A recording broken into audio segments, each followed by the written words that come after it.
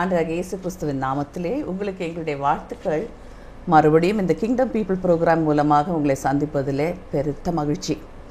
இன்றைக்கு இந்த பேட்டியில் கலந்து கொள்ளும்படிக்கு வந்திருக்கிற தம்பதியார் உங்களுக்கு அறிமுகப்படுத்த வேண்டும் என்று நாங்கள் விரும்புகிறோம். பாஸ்டர் சுரேஷ் ராஜன், அவர் NMS உடைய ஜெனரல் செக்ரட்டரியாக பணிபுரிகிறார். அவருடைய மனைவி சகோதரி கிரேஸ் ஐடா ராஜன், அவங்க ஒரு ஐயரம்மா. அதுவும் இல்லாமல் அவங்க NMS உடைய president of the women's auxiliary. ஒரு சில கேள்விகளை நாங்கள் அவங்களிடத்தில் கேட்க போகிறோம். இது உங்களுக்கு மிகவும் பிரயோஜனமான நேரமாக இருக்கும் என்று நாங்கள் வேண்டிக் கொள்கிறோம். Over to my husband. Reverend Suresh, sister grace, உங்கள் பின்னணியத்தை குறித்து ஏதாவது சொல்ல முடியுமா? நான் ஒரு நல்ல ஆர்த்தடாக்ஸ் கிறிஸ்டியன் ஃபேமிலியிலேருந்து என்னுடைய பேக்ரவுண்ட். எங்கள் அப்பாவுக்கு ஒரு பெரிய வயிற்று வலி, ஒரு 20 வருஷமாக வயிற்று வலினால ரொம்ப கஷ்டப்பட்டுக்கிட்டு இருந்தாங்க. எத்தனையோ டாக்டர்கிட்ட போனாங்க, எதுலேயுமே அவங்களுக்கு விடுதலை கிடைக்கல. அப்படிப்பட்ட ஒரு சூழ்நிலையில் எதேச்சா எங்களுடைய church, Saint James church, CSI Saint James church விழுப்புரத்துலேருந்து 2 பிரதர்ஸ் எங்கள் வீட்டுக்கு பார்க்க வந்திருந்தாங்க. அவங்க ஏசாமியை பற்றி எங்களுக்கு சொல்லும் பொழுது எங்கள் அப்பாலாம் கொஞ்சம் கிண்டல் பண்ணிட்டு அப்படி தான் இருந்தாங்க. But finally God touched us when they were sharing God's love, what is the need for salvation, எப்படி ஏசாமி தன்னுடைய ரத்தத்தை நமக்காக சிந்தினார் சொல்லும் பொழுது எனக்கு இது எத்தனையோ வருஷங்கள் அதை கேட்டிருந்தாலும் அது அன்றைக்கி இது ஃப்ரெஷ் நியூஸ் மாதிரி அது வந்தது. ஆண்டவர் எங்களுடைய உள்ளத்தை தொட்டார். அது முழு குடும்பமாக அந்த நாளில் ஆண்டவரை நாங்கள் ஏற்றுக்கொண்டோம். கண்ணீரோடு பாவங்களை அறிக்கையிட்டு ஆண்டவரை ஏற்றுக்கொள்ள உதவி செய்தார். 1980 வருடம் மார்ச் மாதம் 19ஆம் தேதி இந்த நிகழ்வு என்னுடைய வாழ்க்கையில் நடந்தது. அதுதான் என்னுடைய வாழ்க்கையினுடைய ஒரு திருப்பு முனை என்று நான் சொல்ல முடியும். சிஸ்டர், உங்கள் வாழ்க்கையில் நீங்கள் ஊழியத்துக்குன்னு வரணும், அந்த மாதிரி ஏதாவது ஒரு திருப்பு முனை இருந்துச்சா? என்னுடைய வாழ்க்கையில் என் ஹஸ்பண்ட் கம்பேர் பண்ணி பார்க்கும்போது எனக்கு கொஞ்சம் டிஃப்ரெண்ட் எக்ஸ்பீரியன்ஸ். எப்படின்னா, நல்ல ஸ்பிரிச்சுவல் ஃபேமிலி, நல்ல அப்ரிங்கிங்ஸ், நல்ல சின்ன ஊர் மேட்டூர் டேமில் ஒரு CSI சர்ச்சில் நல்லா வளர்ந்தோம். நல்லா படித்தேன். 10th ஸ்டாண்டர்ட் 12th ஸ்டாண்டர்ட்லலாம் நிறைய மார்க்.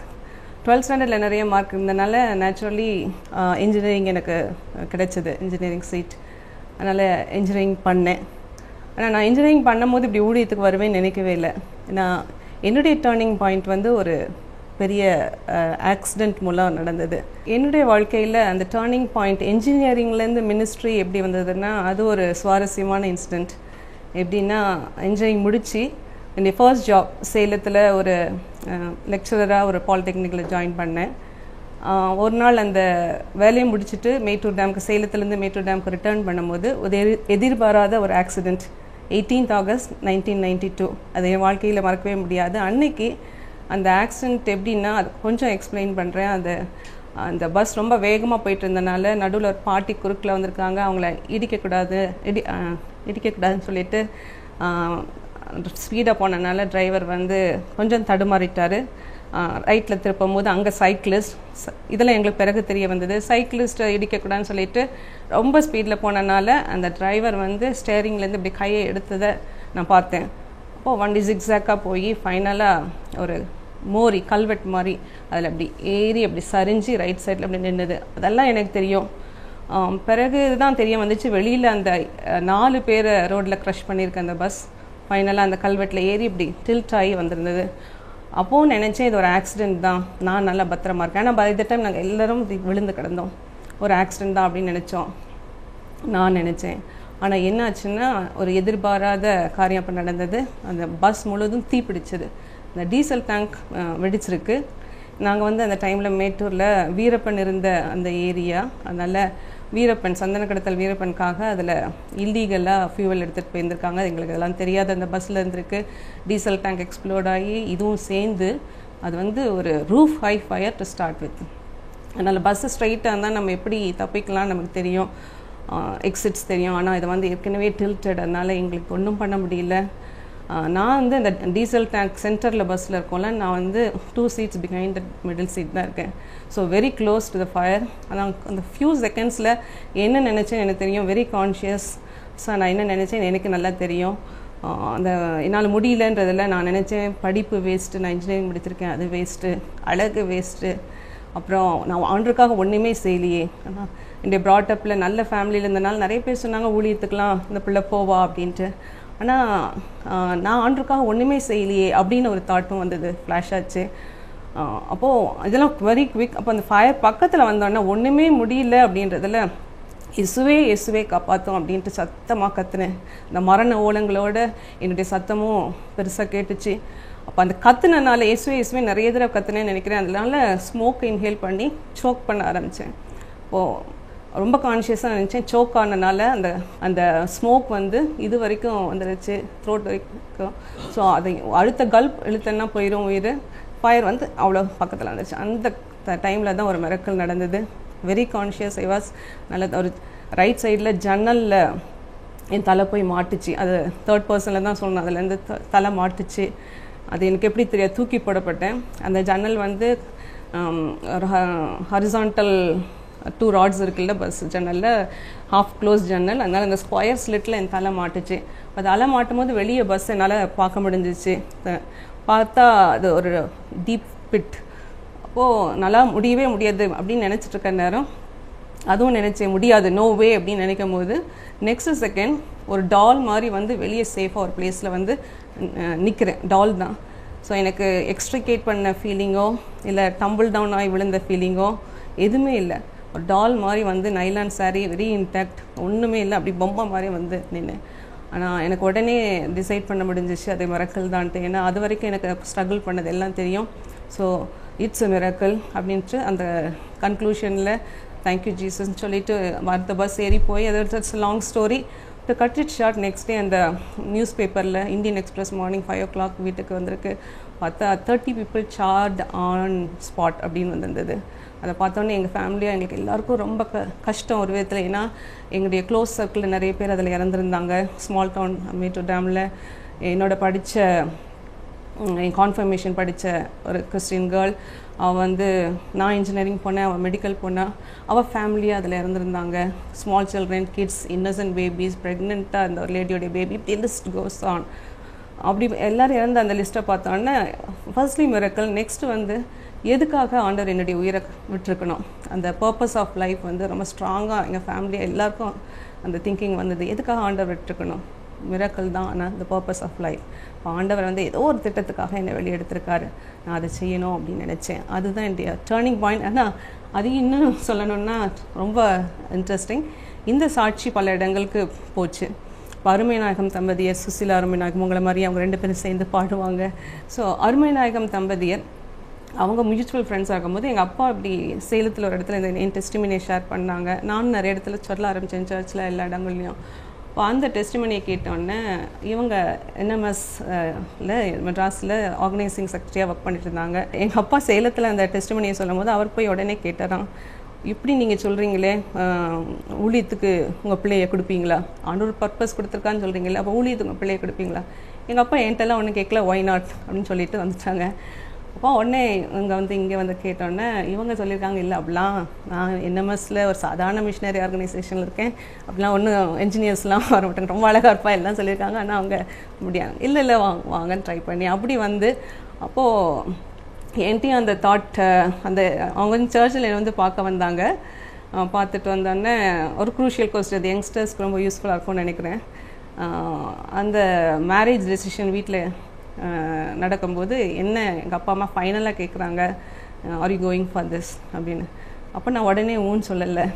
அப்போது என்னுடைய பாட்டி அங்கே இருந்தாங்க, அப்பாவுடைய அம்மா, அவங்க ரொம்ப பயஸ் லேடி. அவங்க வந்து என்னை ஃபேஸ் ரீட் பண்ணிவிட்டு அந்த ஆக்சிடென்ட் டைமில் அப்போ எங்கள் வீட்டில் தான் இருந்தாங்க. அதனால் அவங்க ரீட் பண்ணிட்டு சொன்னாங்க, நீ எதுக்கு வேண்டான்னு சொல்கிறேன்னு எனக்கு தெரியும் அப்படின்னாங்க. அப்போ நான் சொன்னேன், சொல்லுங்கள் பார்க்கலான்னு. அப்போ அவங்க சொன்னாங்க, நீ மாப்பிள்ளை டார்க்காக இருக்காங்க தானே வேண்டான்னு சொல்கிறேன். கொஞ்சம் அந்த மாதிரி தான் உள்ளே பட்டிட்டு இருந்தது. ரைட் தென் வேற ஒன்றும் பெருசாக அந்த நாட்களில் திங்க் பண்ணுறது. அப்போ அவங்க சொன்னாங்க, நீ அந்த ஆக்சிடெண்ட்டில் தப்பிச்ச, ஆண்டவர் உனக்கு உயிரை கொடுத்தாரு, நீ இறந்துருக்க வேண்டாம். ஆனால் ஒரு நெருப்பு மேலெல்லாம் பட்டு ஏதாவது ஒன்று ஆயிருந்ததுன்னா என்ன ஆயிருந்திருக்கும். So what is beauty all about.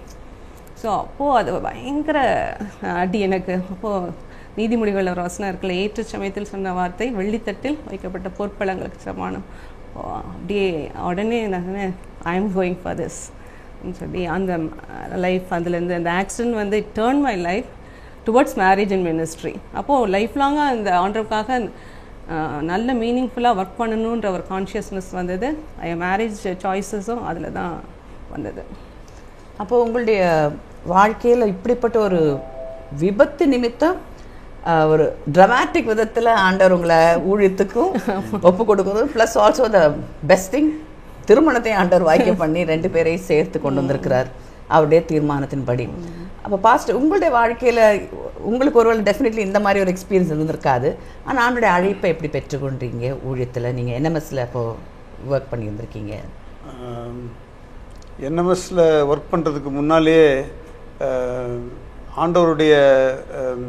ஆண்டவர் கொடுக்குற இந்த மன நிம்மதியை, சந்தோஷத்தை அதை அனுபவித்த ஆண்கள்லேருந்து ஆண்டவருக்குள்ளே என்னை வழி நடத்தினவங்க, இதை உனக்குள்ளே வச்சிருக்கக்கூடாது, நீ பெற்ற இந்த சந்தோஷத்தை மற்றவங்களுக்கு சொல்லணும், இல்லைன்னா அது உன்னை ஆண்டவர் அழைச்சதில் அர்த்தமே கிடையாது அப்படின்னு அதை ரொம்ப ப்ராக்டிக்கலாக பண்ணிவிட்டு என்னை கூப்பிட்டு போவாங்க. கிராமமாக கூட்டிகிட்டு போவாங்க. எங்களுடைய சர்ச் மூலமாக கிராமமாக போவோம். அப்போல்லாம் ஓப்பன் ஏர் ப்ரீச்சிங் பண்ண சொல்லுவாங்க. அவங்க ஒரு நாள் பண்ணுவாங்க, 2வது நாள் என் கையில் கொடுத்து நீ பண்ணு அப்படின்னுவாங்க. டான் ப்ரீச்சிங்னு போவோம். விடிய காலத்தில் போய் நின்று எங்கெங்கெல்லாம் லேடிஸ்லாம் தண்ணி பிடிக்கிற இடங்கள், அந்த மாதிரி இடங்கள்லாம் விடிய காலமே அவங்க பிடிப்பாங்க. அங்கேருந்து ஏசாமியை பற்றி சொல்லுவோம். இந்த மாதிரி பல காரியங்களை ஆரம்ப நாட்கள்லேருந்தே ஆண்டவருக்குள்ளே வழி நடத்தினவங்க அதை ஷேப் பண்ணிகிட்டே வந்தாங்க. அப்புறம் பல இடங்களில் வேலை செய்த சென்னையில் வந்த பிறகு ஆண்டவர் இப்படி ஒரு வாய்ப்பை இந்த மிஷனரி சங்கத்தில் வந்து ஆண்டவருடைய ஊழியத்தை செய்யும் ஒரு வாய்ப்பை ஆண்டவர் எனக்கு கொடுத்தார். அதில் பலவிதமான அனுபவங்கள், பலவிதமான புதிதான காரியங்களை கற்றுக்கொள்ளவும், ஆண்டவரை இன்னும் அதிகமாக ஜனங்களுக்கு சொல்ல வேண்டும் என்ற ஒரு அழைப்பை பெற்றுக்கொள்ளவும் இந்த சங்கம் எனக்கு உதவியாக இருந்தது என்று சொன்னால் அது மிகையாகாது. உங்களுக்கு do you have any regrets for having made the decision? சேவைக்கு வரணும், ஆண்டவருடைய சேவைக்கு வரணும். ரிக்ரெட்ஸே இல்லை. இன்னும் கொஞ்ச நாள் நீடித்த நாள் இருந்து இந்த ஊழியத்தை செஞ்சால் நல்லா இருக்கும் அப்படின்ற எண்ணம் தான் இருக்கும், வெளியே ரிக்ரெட்ஸே கிடையாது. அப்படின்னா இந்த சேவையில் உங்களுக்கு டிஸ்கரேஜ்மெண்ட்டே வந்தது இல்லையா? அப்படி சொல்ல முடியாது. நிறைய டிஸ்கரேஜ்மெண்ட்ஸ், ஒரு டிஸ்கரேஜ்மெண்ட் 2 டிஸ்கரேஜ்மெண்ட்லாம் சொல்ல முடியாது. ஆனால் ஒவ்வொரு சூழ்நிலையிலும் ஆண்டவர் கூட இருக்கிறத பார்க்கும் பொழுது அந்த வெயிலில் இருந்தால் தான் நிழலினுடைய அருமை தெரியும் அப்படின்னு சொல்லுவாங்க இல்லையா? அந்த ஒரு அனுபவம். அதாவது மரண இருளின் பள்ளத்தாக்கில் நடந்தாலும் பொல்லாப்புக்கு பயப்படைய. ஆண்டவர் எங்கேயுமே நம்ம துன்பமே இருக்காது, உனக்கு வியாதியே இருக்காது, பிரச்சனையே இருக்காது, அப்படி எங்கேயுமே நமக்கு பிளெயின் ப்ராமிஸ் கொடுக்கல. அப்படிப்பட்ட சூழ்நிலைகள் எல்லாம் நான் உன் கூட இருப்பேன்னு சொன்னார் இல்லையா? அதே ஆண்டவர் என்னுடைய வாழ்க்கையில், என்னுடைய தனிப்பட்ட வாழ்க்கையில், என்னுடைய குடும்ப வாழ்க்கையில், ஊழியத்தின் காரியங்களில் இருக்கிறத நாங்கள் பார்த்துருக்குறோம். அவருடைய அற்புதமான கரங்கள், அதிசயமான காரியங்கள், பெரிய காரியங்களை ஊழியத்தில் செய்கிறத பார்த்து இன்னைக்கு வரைக்கும் என்ஜாய் பண்ணிகிட்டே இருக்கிறோம். ஆனால் problem, we have our own lot of problems. ஆனால் அந்த ப்ராப்ளத்தெல்லாம் ஓவர் கம் பண்ணி ஆண்டவருடைய கிருபை கூட இருக்கிறத பார்க்கும்போது ரொம்ப மகிழ்ச்சியாக இருக்குது. நீங்கள் எத்தனையோ காரியங்களை ஊழியத்தில் அனுபவப்பட்டிருக்கீங்கன்னு சொன்னீங்க. தட் இஸ் டிஸ்கரேஜ்மெண்ட் நடுவிலும் ஆண்டவர் பெரிய காரியங்களை உங்களுடைய வாழ்க்கையில் செய்திருக்காரு. ஏதாவது ஒரு இன்சிடென்ட்ஸ் நீங்கள் மென்ஷன் பண்ண முடியுமா உங்களுடைய லைஃப்பில்? கட்டாயமாக நிறைய சொல்லலாம். அதாவது ஒன்று வந்து நிறையா ஒருவேளை வாலிப தம்பி தங்க மாதிரி ஊழியக்காரர்கள்லாம் என்னை ஒருவேளை இந்த நேரத்தில் பார்த்துக்கிட்டு இருக்கலாம். உங்களுக்காக ஒரு சின்ன நிகழ்ச்சியை சொல்ல விரும்புகிறோம். நாங்கள் கல்கத்தாவில் இருக்கும் பொழுது ஏழை மாணவ பிள்ளைகள் அவங்கெல்லாம் வந்து கூட்டி வைத்து அவர்களுக்காக ஊழியங்கள் செய்து கொண்டிருந்தோம். அந்த நேரத்தில் ஒரு நாள் நானும் என்னுடைய மனைவியுமாக சேர்ந்து இந்த கஷ்டப்படுற இந்த பிள்ளைகளுக்கு வந்து ஒரு நாளாவது நம்ம இடத்துல வர்ற அந்த ஒரு நாளாவது ஒரு நல்ல ஸ்கொயர் மீல் கொடுக்கணும், அவங்க வயிறை நிரப்பி அனுப்பணும். ஏன்னா அவங்களுக்கு நல்ல ஒரு பாதுகாப்பான சூழ்நிலை கிடையாது, நல்ல உணவு கிடையாது, பெற்றோர்கள்லாம் அவங்களுடைய பேக்ரவுண்டே ரொம்ப மோசமான ஒரு பேக்ரவுண்ட் அப்படின்னு யோசிச்சுட்டு நாங்கள் உட்காந்துட்டு இருக்கிறோம். அப்போ நாங்கள் 2 பேரும் யோசித்தோம், எங்களுக்கு இதில் பட்ஜெட் இல்லை, but we will take it up as our family project, சாமி தருவார் அப்படின்ற தைரியத்தில் நாங்கள் அந்த ப்ராஜெக்டை நாங்கள் ஸ்டார்ட் பண்ணோம் அப்படின்னு முடிவு பண்ணோம். அதுக்கு முந்தின நாள் கல்கத்தாவில் இருக்கிற ஏர்போர்ட்டில் ஒரு வெள்ளைக்காரர் வந்து இறங்குறாரு. இறங்கிட்டு ஊர் சுற்றி பார்க்குறதுக்காக வெளியே வந்தவர் வெளியில் இருக்கிற ஒரு கட்டரில் போய் விழுந்துடுறாரு. அவர் உடனே வெளியே வந்த உடனே அவர் மேலெல்லாம் துர்நாற்றம். ஒரு ரிக்ஷாக்காரன்ட்ட ரிக்ஷாவில் ஏறி உட்காந்து அந்த ரிக்ஷாக்காரன்ட்ட என்ன எங்கேயாவது ஒரு சர்ச்சுக்கு கூப்பிட்டு போன்னு சொல்லியிருக்கிறாரு. அவனுக்கு சர்ச்சுன்ன உடனே அவன் மனசில் வந்தது நாங்கள் இருக்கிற இடம். அவன் நேராக சைக்கிளில் ஒரு 6 கிலோமீட்டர் சைக்கிள்லேயே மிதித்து கொண்டு அவரை கொண்டு விட்றான். அவருக்கு மேலெல்லாம் வரும் அசிங்கம் நாத்தம். அவர் கொண்டு போய் நாங்கள் நல்லா அவருக்கு வீட்டில் இடம் கொடுத்து அவரை சுத்தமாக அவர் சுத்தம் பண்ணி அவர் அன்றைக்கி நைட்டு ரெஸ்ட் பண்ணுறதுக்கெல்லாம் ஒழுங்கு பண்ணி கொடுத்தோம். காலையில் அவர் விழுந்து வெளியில் வாக்கிங்காக வந்தார். வந்து பார்த்தவர் என்ன நடக்குதுங்க, இவ்வளோ பிள்ளைகள் இருக்கிறாங்களே, என்ன பண்ணுறீங்க? அவங்க சொன்னாங்க, இப்படி நான் இந்த பிள்ளைகள்லாம் வந்து ஆண்டவரை அறிந்து கொள்ள வருகிறார்கள், இவங்களுக்கு நாங்கள் ஏதாவது செய்யணும்னு விரும்பணும், அதனால் இந்த ப்ராஜெக்டை ஸ்டார்ட் பண்ணியிருக்கோம். அப்போ அவர் கேட்டார், பட்ஜெட் கேட்டார், எவ்வளோ ஆகும் ஒரு பிள்ளைக்கு, ஒரு வாரத்துக்கு எவ்வளோ ஆகும், ஒரு வருஷத்துக்கு எவ்வளோ ஆகும், ஒரு அதனுடைய பட்ஜெட் நீங்கள் தர முடியுமான்னாரு. உடனே என்னுடைய செக்ரட்டரிட்ட சொன்னேன், ஒர்க் அவுட் பண்ணி கொடுத்தாங்க. 3 வருஷத்துக்குரிய செக் ஒரே நேரத்தில் கொடுத்துட்டு போயிட்டார். ஸோ இப்படி ஆண்டவரை ட்ரஸ்ட் பண்ணி போகும்போது ரொம்ப அற்புதம் அவர் வழி நடத்துறதெல்லாம். அதனால் ஆண்டவரை நம்பும் பொழுது அந்த ஊழிய பாதையில் இட்ஸ் பிளசன்ட் வாக். நீங்கள் வந்து சீஷத்துவத்தை குறித்து பேசுனீங்க, ஊழியத்தை குறித்து பேசுனீங்க. ஆண்டவராகிய இயேசு கிறிஸ்து வாழ்ந்த காலத்தில் discipleship had a different meaning and following Jesus had a different meaning. இந்த காலத்தில் கொஞ்சம் வித்தியாசமாக இருக்குது. What is the lakh?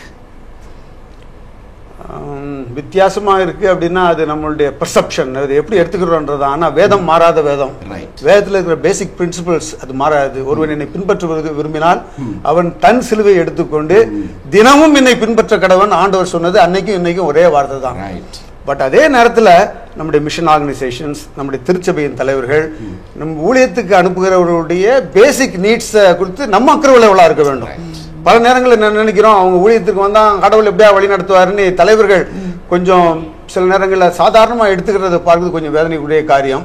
ஆனால் அழைப்பு ஒரே அழைப்பு தான். ஆண்டவர் எந்த ஊழியரையும் கைவிட்டதாக சரித்திரத்திலே கிடையாது. அன்னைக்கும் சரி இன்னைக்கும் சரி சிங்கக்குட்டிகள் தாட்சி அடைந்து பட்டினியாக இருக்கும், கர்த்தரை தேடுகிறவர்களுக்கோ ஒரு நன்மையும் குறைவுபடாது என்று சொன்ன ஆண்டவர் அற்புதமாய் இன்னைக்கு வரைக்கும் எல்லா ஊழியர்களையும் நடத்தி தான் வருகிறார். பிச்சை எடுத்த ஊழியக்காரனை நம்ம வெளியில் பார்க்கவே முடியாது. கரெக்ட். கிரேஸ், நீங்கள் வந்து அவங்களோட இணைஞ்சு செஞ்சுருக்கீங்க. சில டைமில் வந்து ப்ராப்ளம்ஸ் ஃபேமிலியில் வரும்போது நீங்கள் எப்படி அதுக்கு ரெஸ்பாண்ட் பண்ணுறீங்க? இப்போ இந்த மாதிரி நீங்கள் ஒரு ப்ராஜெக்ட் எடுக்கிறீங்க ட்ரஸ்ட்டில், இப்போ பாஸ்டர் சொன்னார் எப்படி அற்புதமாக ஆண்டவர் செஞ்சுருக்காரு. உங்களுடைய பர்சனல் லைஃப்பில் நீங்கள் ஊழியத்தில் இறங்கும்போது அந்த மாதிரி சில காரணங்கள் நீங்கள் கண்டிருக்கீங்களா? இப்போ முதல் கேள்வி வந்து அந்த ப்ராப்ளம்ஸ் எந்த ஸ்ட்ரகிள்ஸுமே நாங்கள் 2 பேருமே சேர்ந்தே எடுத்திருக்கோம். One success of our life has been that we have taken happiness and struggles together all through. அதனால் எல்லா பிரச்சனையும் நிறைய பிரச்சனைகளை ஊழியத்தில் சந்திச்சிருக்கோம், தனிப்பட்ட வாழ்க்கையில் சந்திச்சிருக்கோம். ஆனால் எல்லாத்தையுமே சேர்ந்து சந்திச்சிருக்கோம். அதில் ஒருத்தர் விட்டு கொடுத்ததே கிடையாது. ஸோ உங்கள் லைஃப்பில் 2 பேரும் சேர்ந்து செய்யும்போது டிஸ்அக்ரிமெண்ட்ஸே வந்ததில்லை? டிஸ்அக்ரிமெண்ட்ஸ் பர்சனலாக வரும், ஆனால் பப்ளிக்கில் நாங்கள் வந்து ஒருத்தர், ஆனால் அந்த மாதிரி நிறைய காரியங்கள் நடந்திருக்கு. ஆனால் பப்ளிக்கில் நாங்கள் விட்டு கொடுத்ததே கிடையாது. அதனால தான் நாங்கள் எங்களால் தொடர்ந்து இவ்வளோ இப்போ மேரேஜ் ஆகி 23rd இயர்க்குள்ளே இருக்கோம். 23 இயர்ஸ் சேர்ந்தே தான் ஊழியம் செஞ்சுருக்கோம். அந்த அந்த ஸ்ட்ரகிள்ஸை நாங்கள் அதை ஃபேஸ் பண்ணுறதுக்கு இருந்த ரீசனே என்னென்னா we were together together. That is, நீங்க 2 பேரும் you have been totally in one accord. ஆமா, one accord. I think that's the most important personal. நீங்க சொன்ன மாதிரி பர்சனலா வரும், ஆனா எங்களுக்குள்ளே சால்வ் பண்ணிக்குவோம். ஆனா அது எங்க சிச்சுவேஷன்ல பப்ளிக் ஆக வேண்டிய மாதிரி இருந்ததுன்னா நாங்க விட்டு கொடுக்க மாட்டோம். ஸோ பர்சனலா வரும்போது நீங்க எப்படி ஹேண்டில் பண்ணிருக்கீங்க? பர்சனலா வரும்போது கட்டாயம் 2 பேருமே ரொம்ப கொஞ்சம் ஸ்ட்ராங் பர்சனாலிட்டி தான். இன்ஃபேக்ட் அவங்க கொஞ்சம் இன்னுமே ஸ்ட்ராங் பர்சனாலிட்டி.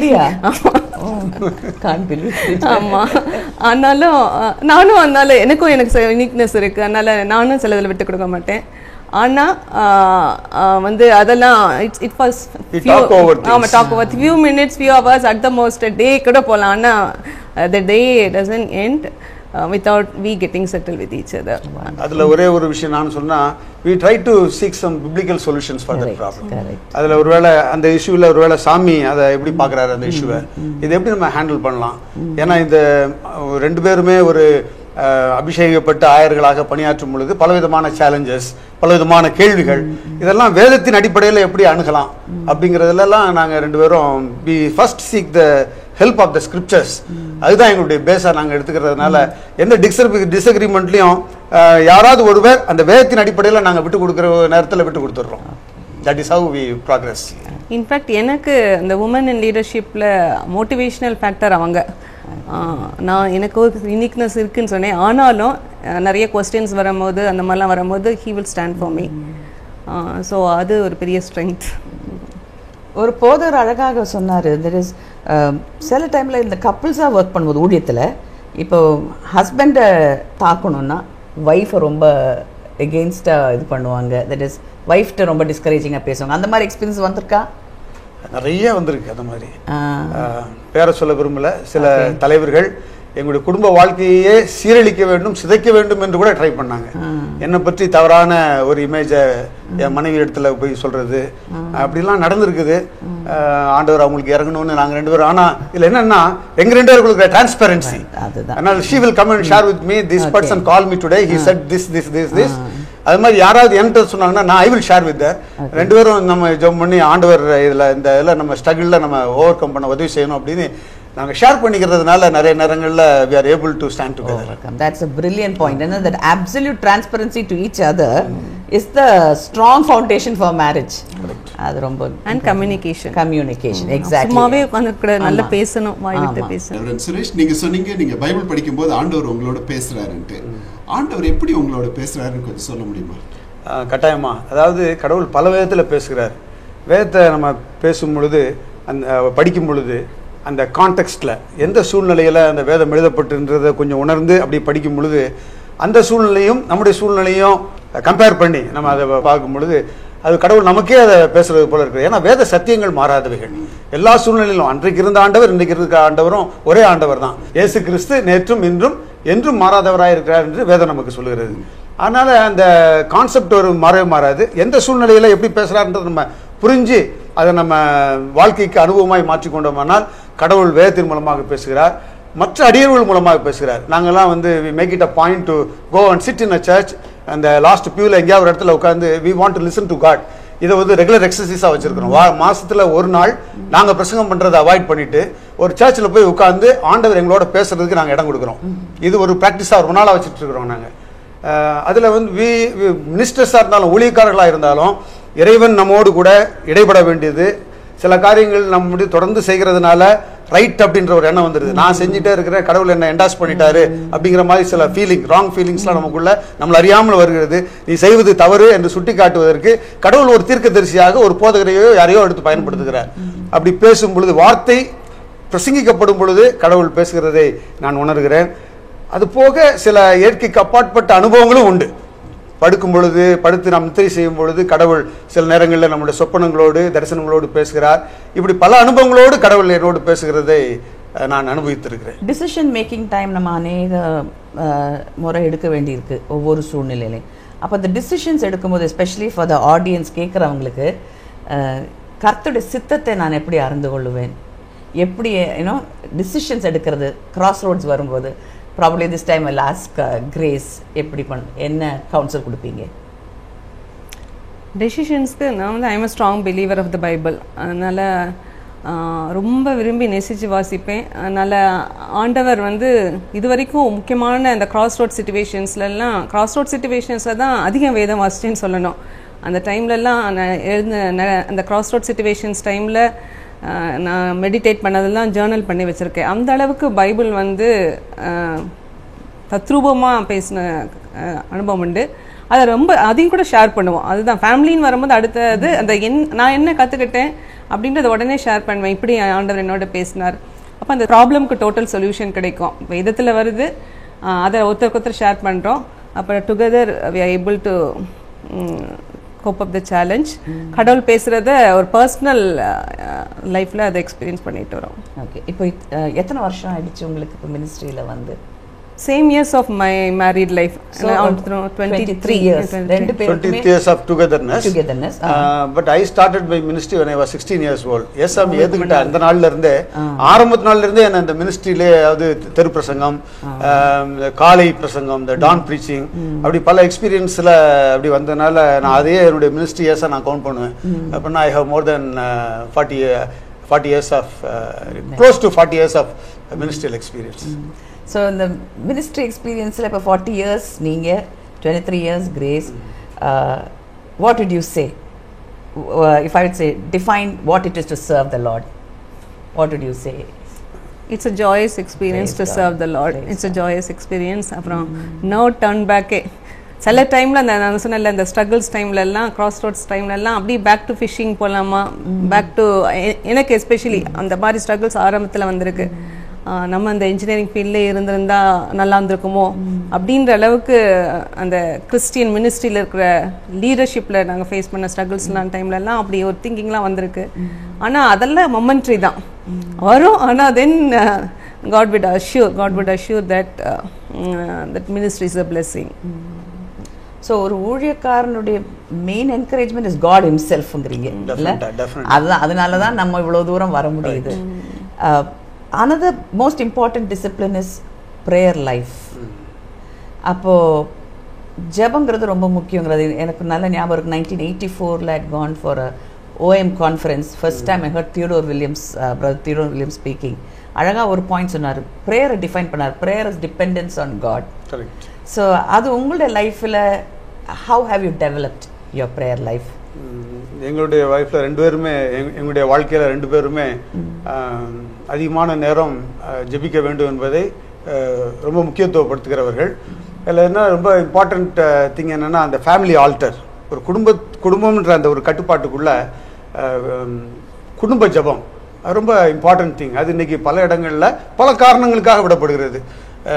நேரம் இல்லை, எனக்கு பைபிள் படிக்கிறதுக்கு நேரம் இல்லை, ஜெபம் பண்ணுறதுக்கு நேரம் இல்லை, காலையில் ஸ்கூலுக்கு போகணும், அப்படி பல சாக்கு போக்குகள்லாம் சொல்லிட்டு நம்ம அதை அவாய்ட் பண்ண நினைக்கிறோம். அது தவறான ஒரு காரியம்.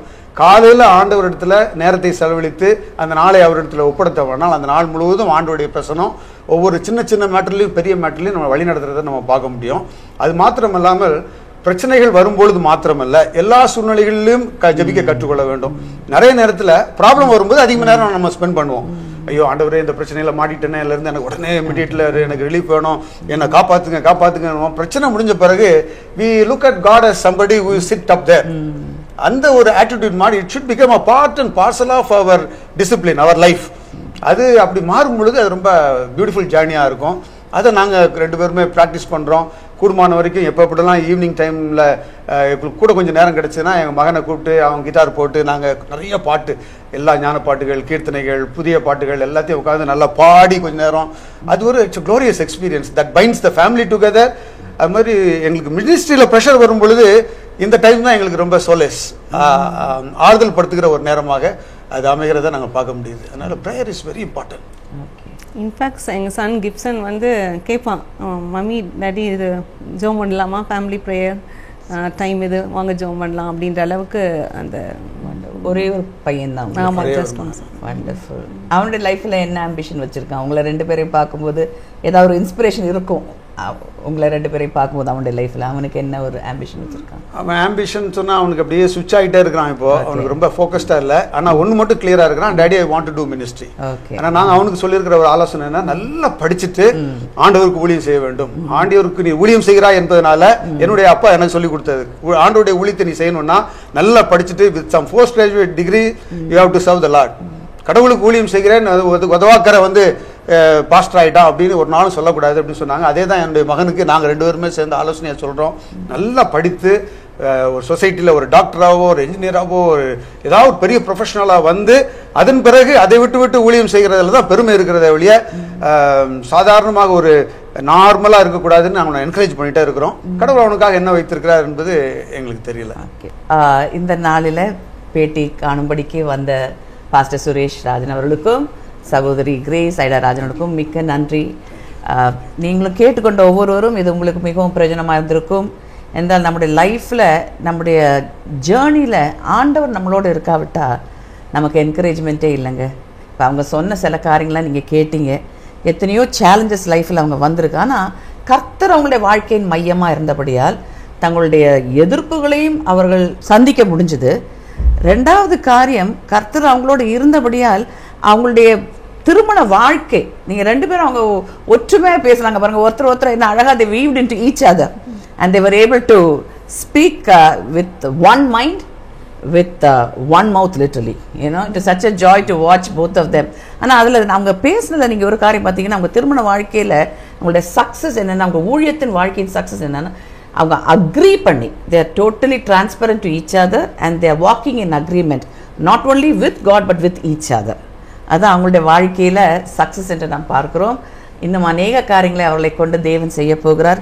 கேட்கிற உங்களுடைய வாழ்க்கையிலும் கர்த்தருக்கு உங்களுடைய வாழ்க்கையை ஒப்பு கொடுங்க. அவர் என்னென்ன திட்டங்கள் உங்களுடைய வாழ்க்கையில் செய்ய வேண்டும் என்று நினைக்கிறாரோ அதற்கு உங்களுடைய கோஆப்ரேஷன் தேவை. ஒப்பு கொடுக்கும்பொழுது கர்த்தர் அவங்களை பயன்படுத்துறது போல உங்களையும் பயன்படுத்தலாம். And you will have a story to tell. God bless you. We'll see you again the next time. Thank you.